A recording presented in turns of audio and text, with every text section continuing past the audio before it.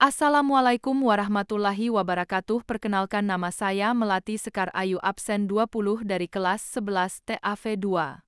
Pada kesempatan kali ini, saya akan mempresentasikan PPT tentang kolonialisasi dan perlawanan bangsa Indonesia. A. Latar belakang kolonialisme imperialisme Barat. Pengertian kolonialisme dan imperialisme.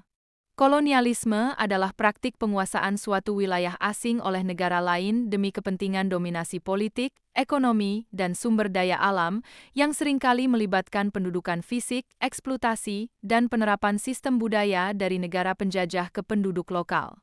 Kolonialisme adalah praktik penguasaan suatu wilayah asing oleh negara lain demi kepentingan dominasi politik, ekonomi, dan sumber daya alam yang seringkali melibatkan pendudukan fisik, eksploitasi, dan penerapan sistem budaya dari negara penjajah ke penduduk lokal.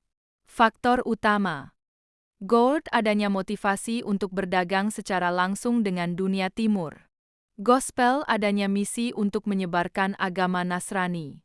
Glory, adanya semangat untuk mencapai kejayaan sebagai bangsa. Faktor pendukung: penemuan di bidang teknologi maritim. Dorongan untuk membuktikan bahwa bumi bulat.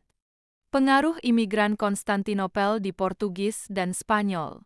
Faktor pemicu: jatuhnya Konstantinopel pada tahun 1453. Jatuhnya Konstantinopel ke tangan Ottoman menghambat pedagang Eropa beroperasi di wilayah Ottoman. Akibatnya, bangsa Barat terdorong untuk melakukan penjelajahan menemukan rute ke sumber rempah-rempah. B. Kolonialisme imperialisme Barat, Eropa. Masuknya bangsa Portugis ke Indonesia. 10 Agustus 1511 Afonso de Albuquerque menaklukkan Malaka.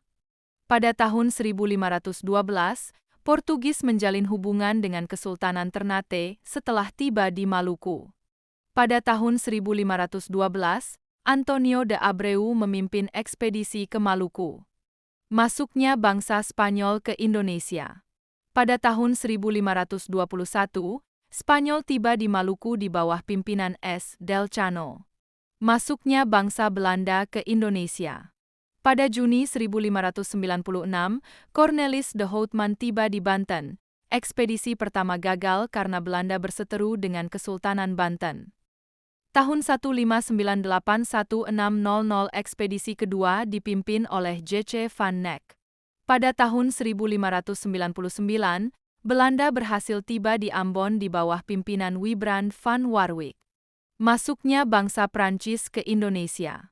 Bangsa Prancis mulai mendominasi kepulauan Indonesia pada tahun 1795 ketika mereka mendirikan Republik Bataat di Belanda dan secara tidak langsung menguasai wilayah Indonesia melalui penguasaan atas Belanda.